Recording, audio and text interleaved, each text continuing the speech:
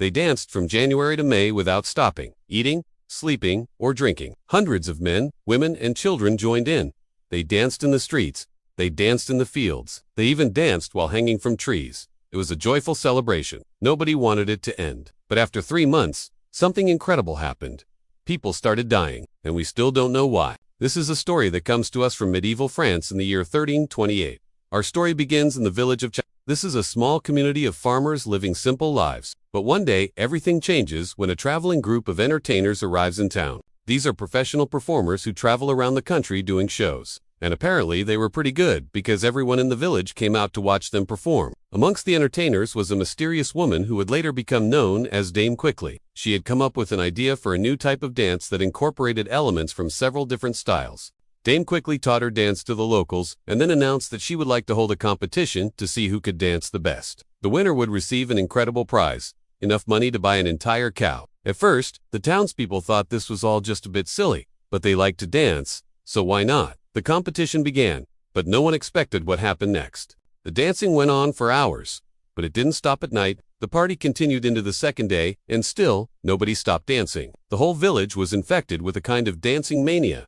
No one wanted to go home. Men, women, and children danced in the streets. They danced in the marketplace. They even danced while working in the fields. It was as if they couldn't stop themselves. On the third day, things got weird. Some people climbed up into trees and hung from branches while they danced. Others danced while lying on the ground, and still, no one stopped to rest, to eat or drink. They were possessed by an uncontrollable urge to keep dancing. After 3 full days, people from neighboring villages started arriving, and they, too, began to dance. By the end, there were more than 400 dancers. The dancing continued on into the 4th day. By this point, though, people were starting to get exhausted, but Dame Quickly offered an incentive to keep going. She announced that anyone who stayed until the end of the competition would receive an extra prize, an entire sheep, along with the cow for the winner. Maybe it was the exhaustion talking, but this seemed like a pretty good deal.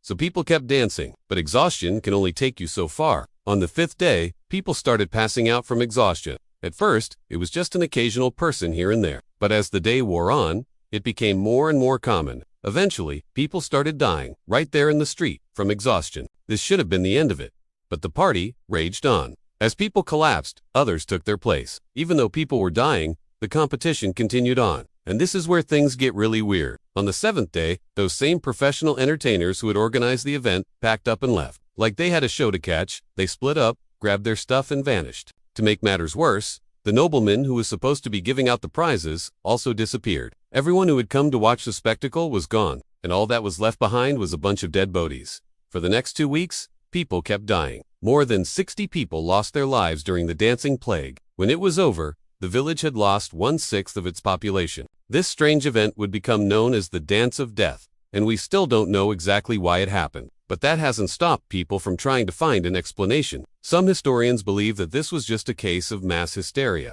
In other words, people got caught up in the excitement of the moment and lost touch with reality. If that's true, then the disappearing entertainers may have played some kind of role. Maybe they were skilled hypnotists who knew how to influence crowds, or maybe they just knew how to put on a good show, and they used tricks to make people dance longer and harder. But that doesn't explain why people started dying. Some historians have blamed ergot poisoning. This is a disease caused by a fungus that grows on rye and other grains. The symptoms include convulsions, hallucinations, and uncontrolled dancing. Unfortunately, there is no way to tell if this was the real cause, because by the time doctors arrived on the scene, the dancing had already stopped. Some historians blame Dame Quickly, the organizer of the dance-off. She stood to gain the most from the event, and she was the only one who was UNT local. Could she have poisoned the townspeople somehow? We don't know. And if that wasn't bizarre enough, another theory blames the devil himself. You see, this wasn't the only dancing plague to ever occur. Similar outbreaks happened all over Europe throughout history, and many of these outbreaks happened during religious holidays. The people who fell victim to the dancing plagues were often devout Catholics, and some historians believe that the devil himself possessed them and turned them against their religion. But none of these theories can be proven, which means that the mystery remains unsolved. What do you think happened in Champenoise? Was it mass hysteria? Was it a cunning plot by traveling entertainers? Or was it something more sinister? Let me know your thoughts.